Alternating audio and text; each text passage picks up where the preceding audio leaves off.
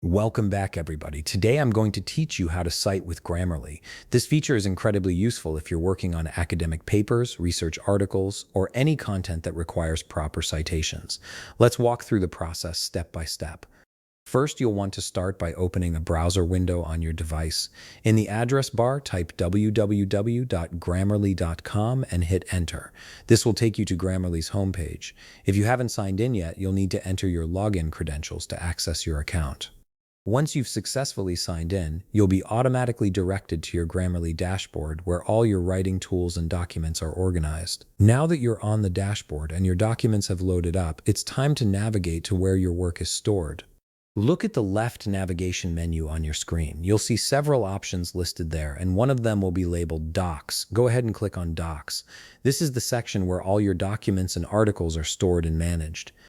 From your list of documents, click on the specific document where you want to use citations.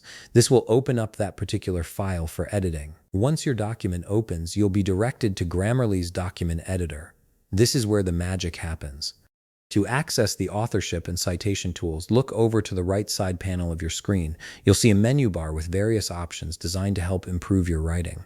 From this menu, click on Citation Finder. When you do this, your right side panel will expand to show you more detailed information. Here's where it gets interesting. Once you click on Citation Finder, Grammarly will automatically scan your entire article. After the scan completes, you'll be presented with several suggestions to improve your article's citations and references. It's important to note that this feature requires a premium subscription to get the full benefit of all the citation tools. If you're using the free version, you might not have access to all the features, but you'll still be able to see highlighted citations that Grammarly detects in your text. This gives you at least a visual guide of where citations might be needed or where they already exist. And that's really all there is to it. You've now learned how to access and use Grammarly's citation feature to properly reference sources in your documents. If you found this video helpful, please leave a like, subscribe, and see you in the next video.